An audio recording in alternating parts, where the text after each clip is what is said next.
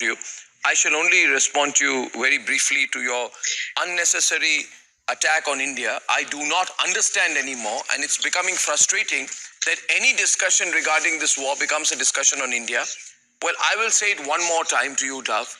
India is going to take care of India.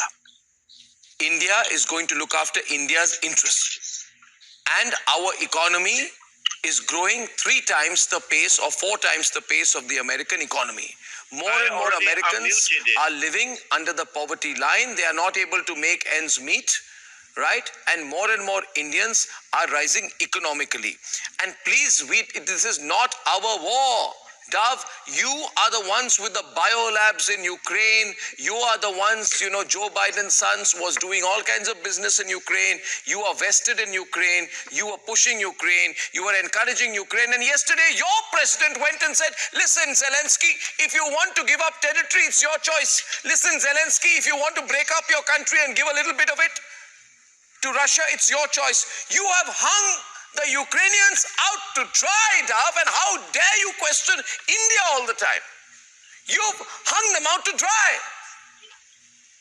Well, we've hardly hung them out to dry, considering we're providing more arms. You're just saying go fight to the last Ukrainian. Over $2.5 billion of assistance. How much have you guys given?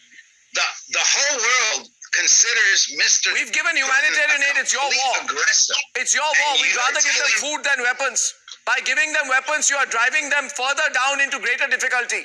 Oh, really? You would rather have You're enjoying this, massacre I want Daria to come into this. All right. I've made my point. You've made yours. Yes. Thank you. This is very interesting discussion. Now, let's go into the scriptures, because this is the prime example of these red dragons and their kingdom. See, let me go into these scriptures, because this is what's going on with Babylon. First of all, let's get Isaiah 47. Isaiah 47, starting at verse 1. It say, come down and sit in the dust, O virgin daughter of Babylon. Sit on the ground, there is no throne anymore. See? The daughter of the Chaldeans. For thou shalt no more be called tender and delicate. What is the Most High doing to Babylon? Verse 3. It says, thy nakedness shall be uncovered, yeah, thy shame shall be seen. And so this is what's going on with this Babylon the Great, America. The shame is being seen. They are being uncovered for being the aggressor. They are being uncovered for being out of order. See, trying to dominate everybody when they made an agreement to be a part of an alliance, to be a part of a united front, to be a part of a global system, but they gung-ho, running out in front of everybody, taking over, invading everybody's land. Let's get it in 14. This is what they doing. Isaiah 14. And see, these Christianity people talking about a freaking Lucifer. Y'all don't know who Lucifer is. What is 14 talking about? 14 is talking about Israel. Verse 2, it says that the house of Israel shall possess them in the land of the Lord for servants and handmaids, and they shall take them captives, whose captives they were, and rule over their oppressors. It's about slavery. Isaiah 14 is about slavery. It has nothing to do with some freaking fallen angels and devils and spirits falling out the sky. What is these people talking about? Then when you go to verse 4, it talks about the king of Babylon. A parable is going to be given about him. The oppressor has ceased. He going to fall. Why? What is he falling from? Look at what it say in verse 6. It say, he who smote the people in wrath with a continual stroke, he that ruled the nations in anger. See, that's what America is doing. America is the only nation ruling with anger. See, invading everybody's country, acting like they can preach to other nations and put sanctions on other nations. See, because of their power. Look at, but this is what's going on, and everybody's recognizing it. It says, what is this? Verse 9, verse 10. It say, all they shall speak and say to thee. This is what's going on with this global debate with the Indians, the Russians, the Chinese, and the Iranians. They are making a parable about America, not about some false religion. Babylon the Great is about America, and the nations is coming up with a parable against her. See, all the nations is starting to say, art thou also become weak as we? Art thou become like unto us? See, now it's a global, what the Russian girl gonna say, it's a multipolar world. It's not a unipolar world where America can rule the nations with anger. This is talking about America. And then the verse where it's talking about Lucifer is talking about America and the rulers of America. It says, how art thou fallen from heaven? How are you fallen from ruling everybody, from being over everybody? Oh, Lucifer. Because Lucifer is still talking about that king of Babylon, which is same thing as the daughter of Babylon in verse Isaiah 47, and the Babylon the Great in Revelation 18, same operation. It's all about America and their rulers. Look what it say. Oh, man, where is it? Let me move this. It say, how art thou fallen from heaven, O Lucifer, son of the morning? How art thou cut down to the ground, which did weaken the nations? Who weakened the nation other than America? And then they want to say some angel. Look at verse 16. They that see thee shall never look upon thee and consider thee, saying, is this the man that made the earth to tremble, that did shake nations? See, this is not the now currently they not the same. That's why they saying they think they want to go back to World War II when they was on top.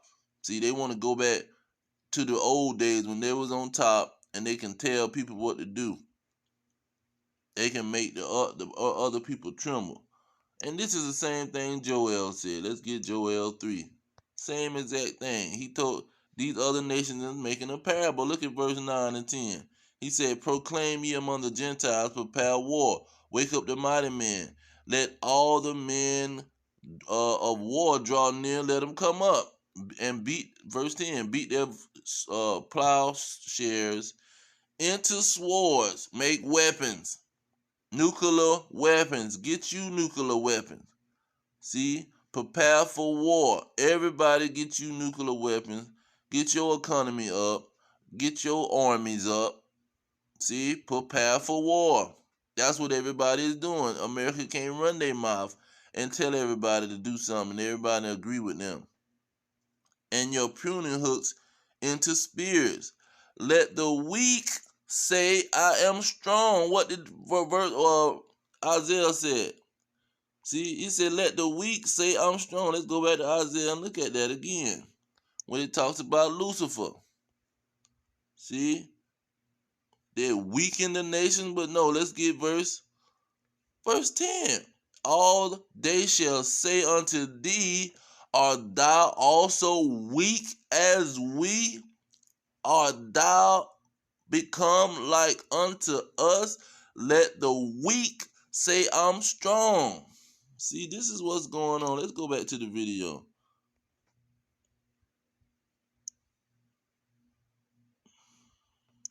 That we have today, tonight, it shows the two different approach for the destiny of countries, as we see it on the example of India, for example, when my American colleague was saying that India has no right to do something. This is the total, exactly the American way of thinking about the world. That some countries, that America thinks that she. And look at this dragon's face. See, this is the pride of Esau. what's that, Obadiah, verse 3 or 4, say the pride, you exalted yourself, no, your pride have deceived you. See, they so prideful, they is being deceived that these other countries is coming up in the world and being as strong as them. Let the weak say I'm strong. But they so so prideful, it's deceiving them. They can't see it. This country can dictate its own rules to the other countries, to India, to Ukraine, to other countries, whenever they are, to Europe. But the thing is that this world order is in the past. Now there is a multipolar world where there are a lot of states. There is Indian bloc civilization, there's Russian civilization, there is European civilization, there is American civilization, which is also very interesting and very specific.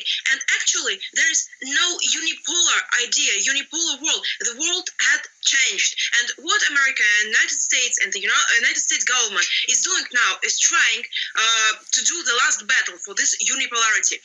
And Mr. Arnott, I thank you for also quoting and mentioning the topic about the biolaboratories. US is not doing this biological epidemiological researches inside America, but it's putting everywhere in the world the points where there are the biolabs which are working on the BL4 level of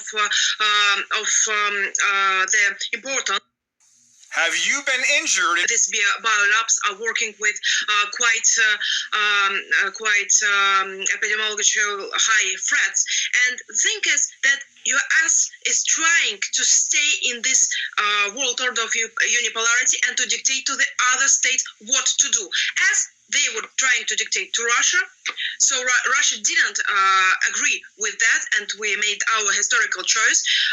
United States tried to dictate how to behave to Ukraine, and it led to the disaster. It caused this catastrophe, and it starts to dictate to Europe how to behave, but this is not possible. The world is multipolar. Every country, every civilizational bloc has its own right for its own policy, and Russians and Americans doesn't have a right to dictate. We need to let the world be multipolar. This is my statement. This is my thoughts.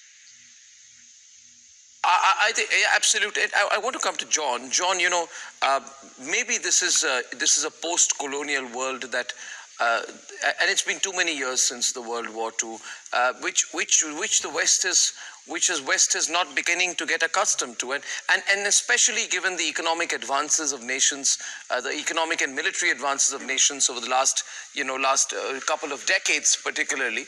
I think that what's happening here is that the aspiration of several large and significant countries. And you see what he said? He said the economic and military advances of the last couple of decades. Let the weak say I'm strong. Have you become weak as us? They talking to America, the king of Babylon, the daughter of Babylon, Babylon the Great. See, Lucifer. This is who they talking to. The slave master, transatlantic slave trade, made America great. Free slave labor. Since 1770, forget 1770, 1600s, when Harvard was created, they was having slaves over him. Up to 2022, free labor, slavery. That's why America became great. See? Because that Isaiah 14 is talking about slavery, man. They had you captive. They went and captured you. They bought you. That's Deuteronomy 28 and 68. They bought you and then sold you.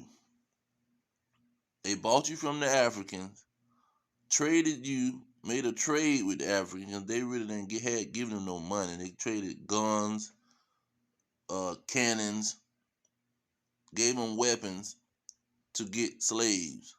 Then they went and sold you amongst each other once you got to their land that they was selling you to. And I said their land because they hadn't colonized the whole freaking world, the whole Western world. But these other nations is becoming strong. They are not weak anymore. And Babylon the Great is America in the Bible. It's the daughter of Babylon, after Babylon, the land of confusion, where you don't know if a man is a man and a woman is a woman. This is America.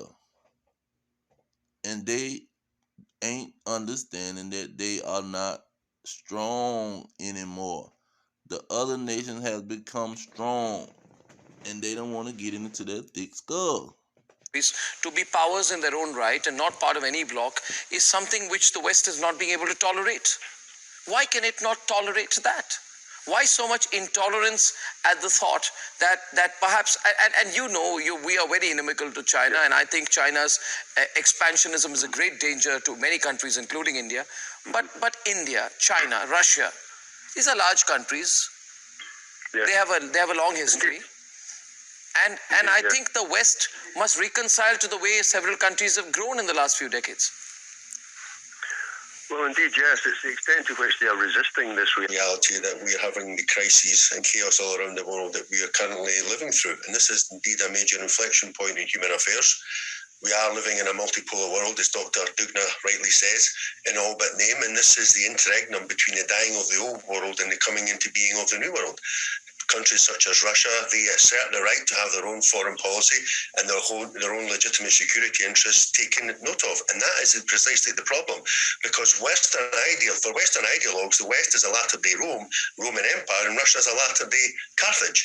And as Cato the Elder, the famed Roman statesman, is said to have said after every speech in the wake of the Second Punic War, Carthago delenda est, Carthage must be destroyed. And if you substitute Russia for Carthage, you get the ideology that's driving this war. From the Kremlin's point of view, this is a defensive war against NATO's eastward expansion. If you look at the NATO map in Eastern Europe, it's a dagger pointed at the heart of Moscow.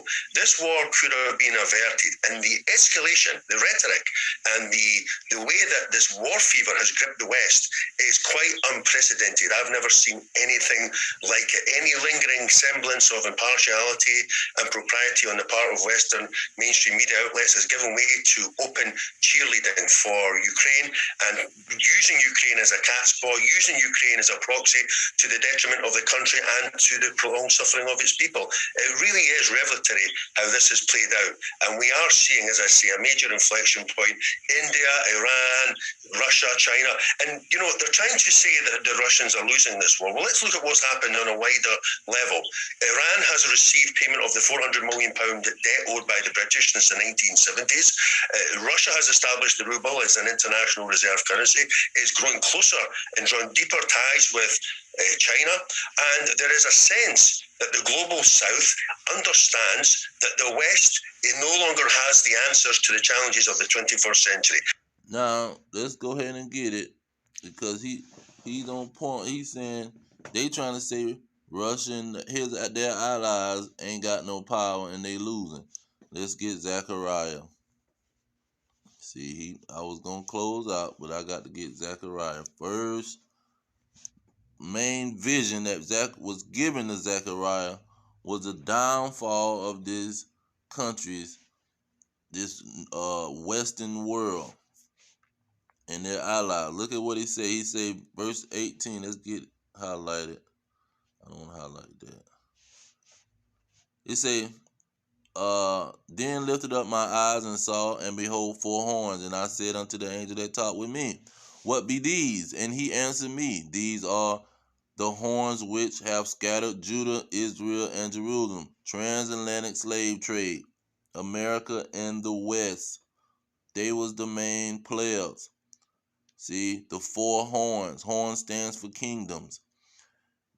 Verse 20, and the Lord showed me 4 carpenters. See, that's Russia, Iran, China, and these other nations, possibly India. And it said, verse 21, then I said, what come these to do? See, what come these other nations that says, we are weak, but now we are strong. See, we got nuclear missiles now. What are these come to do? And he said, and he spake, saying, these are the horns which have scattered Judah, so that no man lifted up the head. But these 4 carpenters are come to fray them, to cast out the horns of the Gentiles, which lifted up their heads over the land of Judah, to scatter it. See, the state of Israel. These are the people that's coming to get payback on America. And then I'm going to go ahead and end it, because I want to make some more videos about this situation, because, man, this thing powerful. But this is what the end going to end up being, 17 and 16.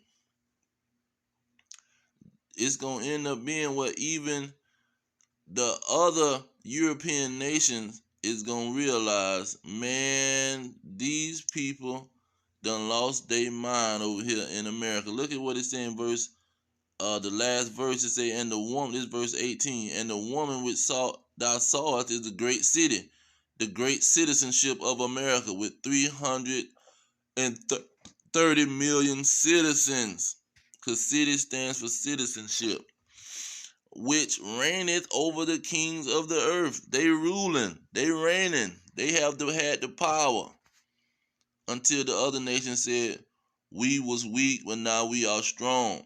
Look at verse 16. It say, and the 10 horns which thou sawest upon the beast, these shall hate the whore. See, this is what's going on. The hatred for the whore is starting to arise, because you got them pushing towards Russia, and they sitting around on their media demonizing Russia like Russia is the main aggressor, when America is the aggressor trying to be sneaky.